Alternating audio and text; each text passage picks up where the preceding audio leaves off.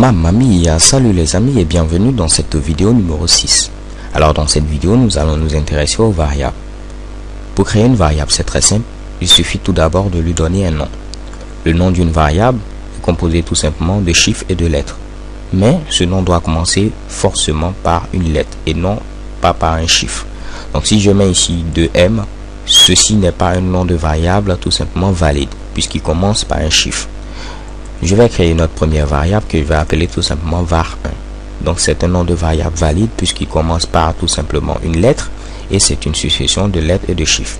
Si vous avez un nom de variable, par exemple une variable, en lieu et place de l'écrire comme ceci, et cela peut être illisible, vous pouvez écrire tout simplement une variable comme cela et cela devient beaucoup plus lisible. Ou utiliser la notation camel case avec laquelle chaque nouveau mot utilise tout simplement une lettre majuscule. Donc soit vous utilisez cette notation ou soit vous utilisez tout simplement celle-ci. Alors trêve de bavardage, nous allons créer notre première variable que je vais appeler ici var1. Au niveau de var1, je vais affecter la valeur 20. Donc pour affecter cette valeur, je mets tout simplement var1 est égal à 20. Ce qui signifie, prends la valeur entière 20 et mets-la au niveau de ma boîte var1.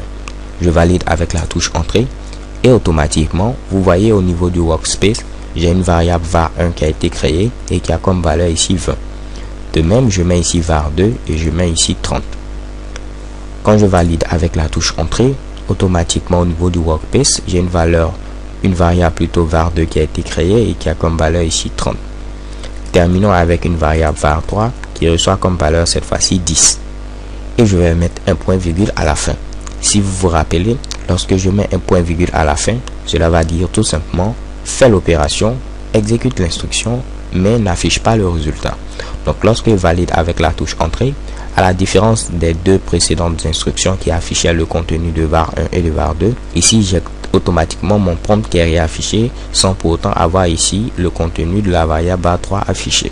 Mais j'ai bel et bien mon instruction qui a été prise en compte puisque au niveau du workspace, j'ai tout simplement ma variable var3 qui a comme valeur ici tout simplement 10. Faisons quelques petites opérations que nous avons vues déjà. Donc là, si je mets var3 multiplié par var2, cela correspond à quoi? Au niveau de var3, j'ai comme valeur ici 10. Donc c'est comme si je mets ici 10 multiplié par var2 qui a comme valeur ici 30.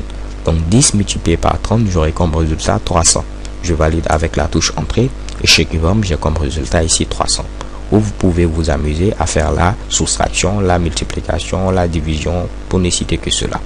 Je vais vous montrer notamment ici un autre opérateur, c'est tout simplement ici la puissance. Si je mets par exemple ici 2 puissance 4, pour matérialiser la puissance, je n'ai qu'à utiliser tout simplement l'accent chapeau comme on l'appelle si bien. Donc je mets ici mon accent chapeau comme ceci et je mets ici 4. 2 puissance 4 et j'ai tout simplement ici 16. Je valide avec la touche entrée et chez Kebam, j'ai comme résultat ici 16. Si je voulais avoir par exemple 2 puissance 7, je valide avec la touche entrée, j'aurai comme résultat tout simplement 128. Chez Kebam, j'ai comme résultat 128. Donc les gars, grosso modo, c'est ça.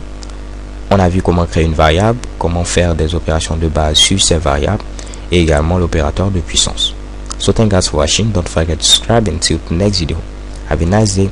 XOXO.